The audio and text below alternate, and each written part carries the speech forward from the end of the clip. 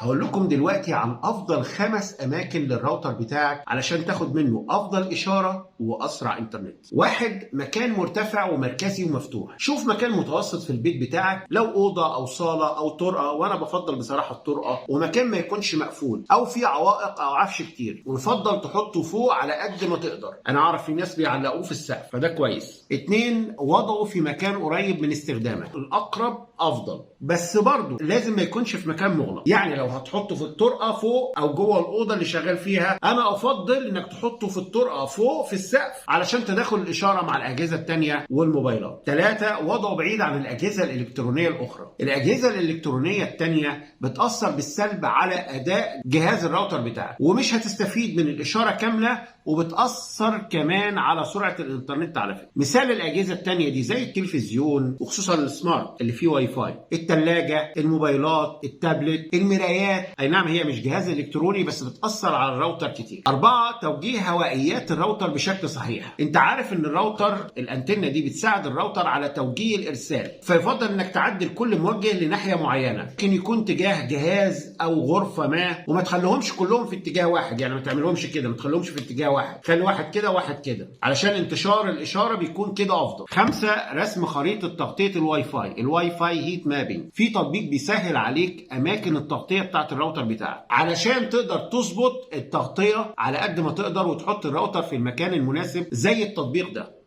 ولو وصلت للحتة دي من الفيديو هقول لك بقى على خطوات تانية كمان، زي اختيار جهاز راوتر مناسب. فاقرا نطاق التغطية بتاعة الراوتر قبل ما تجيبه، علشان لو عندك مساحة كبيرة مش هيكون الراوتر لو ضعيف هو افضل خيار. كمان لازم تحدد عدد الاجهزة المتصلة، لان كل ما زاد عدد الاجهزة كل ما قلت سرعة الانترنت. في جهاز اسمه المكرر، الواي فاي ريبيتر، ودي حتة كده بتستخدم في المنازل والمكاتب الكبيرة علشان توصل الاشارة للحتت البعيدة عن الراوتر اللي بتكون فيها الإشارة ضعيفة.